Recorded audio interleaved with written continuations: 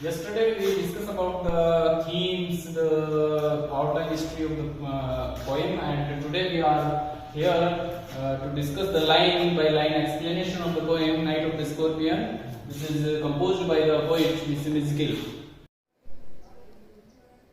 Hello students, let me start the explanation for the poem Night of the Scorpion by Nissim Ezekiel.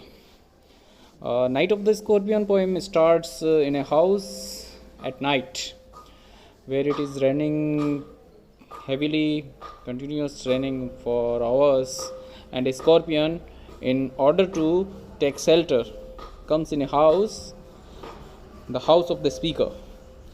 The poem is about how the scorpion stung the mother of the speaker and the love of the mother for her children. The scorpion begins that he remembers the night when the scorpion stung her mother. The speaker starts the poem by saying, I remember the night my mother was stung by a scorpion. 10 hours of steady rain had driven him to crawl beneath a sack of rice. Steady rain for 10 hours driven the scorpion into the house, and it hides itself beneath a bag of rice. Parting with his poison of diabolic tail in the dark room, he risked the rain again. He stung the mother and risked its life, jump again into the rain. He risked his life, and after biting the speaker's mother with a monstrous tail of the poisonous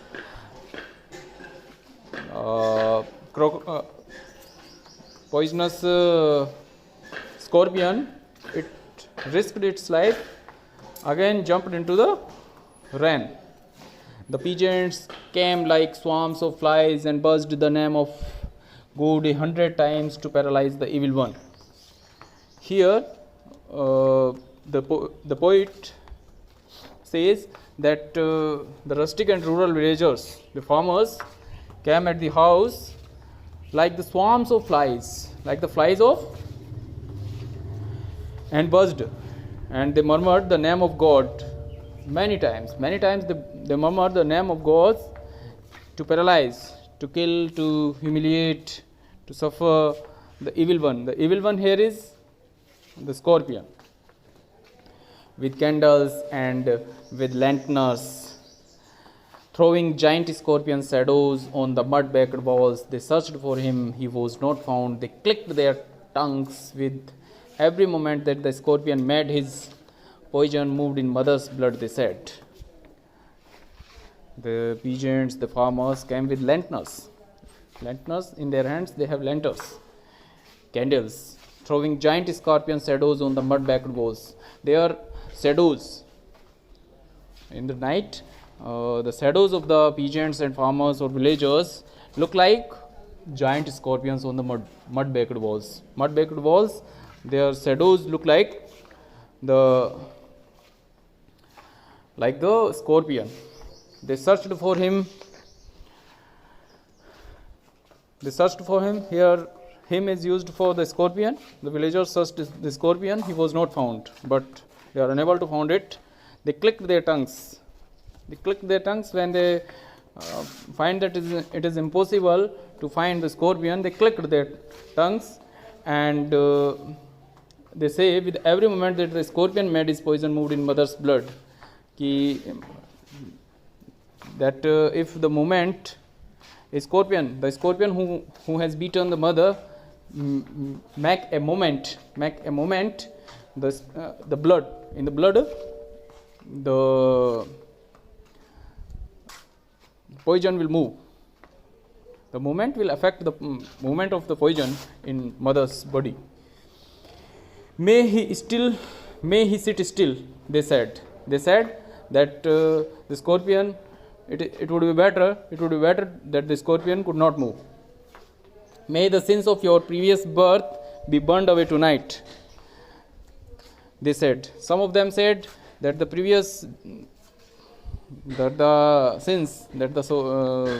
sins of the previous birth will be burned from today's suffering.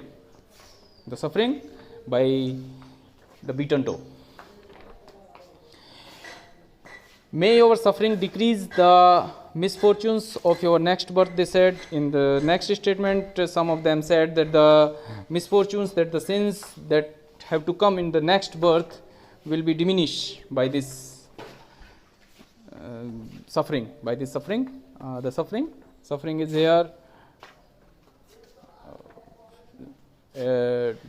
beaten toe. May the sum of all evil balanced in this unreal world. Some said that your good and evil will be balanced throughout this. Against the sum of good become diminished by your pain. May the poison purify your flesh. Some of them said that the poison will flesh her blood in veins, and the balance of evil and good will be equal. Your place of desire and your spirit of ambition they shared, and they sat around on the floor with my mother in the center, the peace of understanding on each face. And that now they encircled the mother, and in the center the mother is laying on the mat, and all the villagers are around her. The peace of understanding on each face, more candles, more lanterns, and more neighbors. There is peace on each face, and now the villagers are coming in numbers, more candles, more lanterns, more neighbors. These are coming, more candles, more lanterns, and more neighbors, more insects, and the endless rain. And the light of these instruments invite insects inside the house, and the endless rain. The incessant rain continues at least for 10 hours have spent. My mother twisted through and through, groaning on a mat. The paralyzed mother, the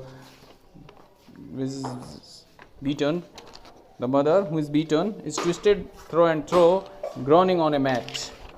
She is groaning on a mat in the center. My father, skeptic, rationalist, trying every curse and blessing. Now the poet turns towards his father, who is skeptic and rationalist. He is not irrational here, is called rationalist. Trying every curse and blessing, powder, mixture, herb and hybrid. He mixed some medicine, powder, herb, and mixed all these things. The desi medicines are mixed and served to the mother. He even poured a little paraffin upon the beaten toe and put a match to it. A little paraffin he poured on the beaten toe. A little paraffin he poured on the beaten toe and put a match to it. I watched the flame feeding on my mother. I watched the holy man perform his rites to tame the poison with an incantation. After 20 hours, it lost its sting. The poet, the speaker, here sees the flames near the beaten toe, by which the mother is groaning and she is suffering much pain by it. Now the speaker watches the holy man who is performing an incantation with many shlokas, mantras, and after 20 hours it lost its sting, means that the passing of the time, the effect of the poison diminishes, and the mother is cured automatically. My mother only said, the speaker's mother here only says that the scorpion has beaten her and spare her children. Here the motherly love is seen. The poem opens let me discuss about some of the facts of the poem. The poem opens in a way that suggests reflection. The speaker remembers the night his mother was stung by a scorpion, which bit the mother because of predatory impulse while hiding beneath a bag of rye from the rain. The speaker specifically remembers this night due to this event, namely the mother getting beaten. The way in which the mother is beaten is also shown in flash of diabolic tail. The speaker manages to suggest that the scorpion is demonic with its diabolic tail and emphasizes its speed with the word flash. The scorpion is then flees the scene and thus risks the rain again. A picture of a religious village is created by what the neighbors do to paralyze the scorpion. They buzz the name of the god. Their reason for this is that they believe that as the scorpion moves, his poison moves in the blood of the mother. It is also implied that they live in a caring, close-knit village by the fact that the neighbors feel welcome at all. The speaker is displeased by their arrival, comparing them to flies as they veritably buzzed around the mother. They tried to provide reasons, and many relied on superstitions to guess what the problem was. The villagers tried to find the scorpion, but they could not by saying with candles and with lanterns, throwing giant scorpion shadows on the sun-baked walls. The speaker is implying there is still evil haunting the house even after the scorpion had left the house. This could also be implying that the shadows of the various household utensils and other items are converted by the brain of the searchers into the shadows of a scorpion, as that is what they are looking for. The brain of the searchers into the shadows of scorpions, as that is what they are looking for. Many things were tried to help relieve the mother's pain, but none worked. The speaker watches helpless. The speaker's father, who was skeptic and rationalist, tried to save his wife by using powder mixture, herbs and hybrid, and even by pouring a little paraffin upon the beaten toe and put a match to it. This reflects to one of the village peasants saying, "May the sins of your previous birth be burned away tonight," where the father tries to do not for burning her sins but to burn away the poison residing inside the mother, which reflects her sins being atoned for. The speaker watches the vain holy man performing his deceptive incantation, but he cannot do anything to stop it. The peasants, finally accepting the fate of the mother, try to put a positive spin on the situation by saying that even if the mother died, her next life, in Indian belief, the next life would be less painful, as she atoning for her future sins by enduring this pain. After 20 hours, the poison loses its sting, a sign of her prevailing love and affection for her children is shown when she thanks God that she was stung and not her children. It came from a religious background, and Nissim wrote this poem trying to give the impression of anger, but also an underlying message of motherly love, along with a hint of culture and superstition.